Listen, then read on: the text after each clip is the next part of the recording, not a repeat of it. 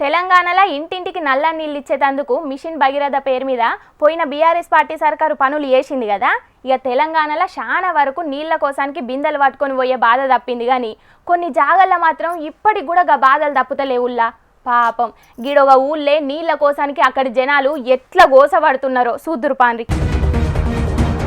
నీళ్ల కష్టాల ముచ్చటని చెప్పి కరెంటు తీగలను చూయిస్తున్నారేందని అనుకుంటున్నారా నుల్లా? ఇవి కరెంటు తీగలు కాదు, నీళ్ల పైపులు.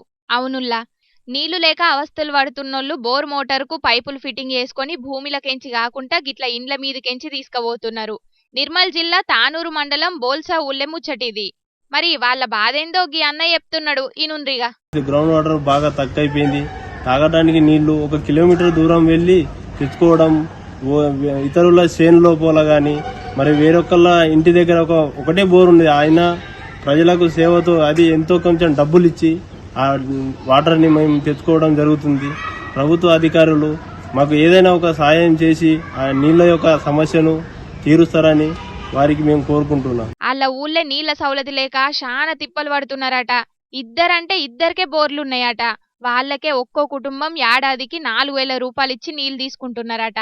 అసలుకైతే 2 ఏళ్ల కింద మిషన్ భగీరథ పథకం కింద ఈ ఊళ్ళే కూడా నీళ్ల కోసానికి ట్యాంక్ కట్టిండ్రట. కాకుంటే నీళ్లు సరఫరా చేసే పైపులన్నీ ఎక్కడికక్కడ పగిలిపోయేటాళ్లకు ఆ నీళ్ల సరఫరా బంద్ పెట్టిండ్రట. ఈ అప్పటి సంది వీళ్ళ నీళ్ల కష్టాలను పట్టించుకునే నాదుడే లేడాట.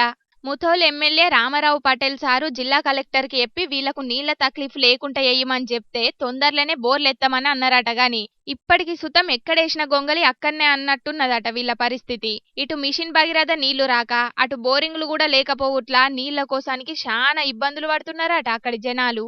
మరిగా పంచాయతీరాజ్ శాఖ మంత్రి సీతక్క, నీళ్లు లేక అరిగోసలు పడుతున్న ఇళ్ల తిప్పలు ఎప్పటికైనా తీర్చే ఉపాయం చేయుండ్రి. పొద్దుగాల లేచిన కానుంచి నీళ్లతోనే పనాయే. నీళ్లు లేకుంటే పూట కూడా గడవని పరిస్థితి ఉంటది. మరిగా వాళ్ళు పనులకు పోవుడో లేకుంటే నీళ్ల కోసానికి తిరుగుడో తెలియని పరిస్థితి ఉన్నది. కాబట్టి మహిళలు బిందెలు నెత్తి మీద పెట్టుకొని నీళ్లు మోసుకునే పరిస్థితి రాకుండా చూడుండ్రి, సరేనా?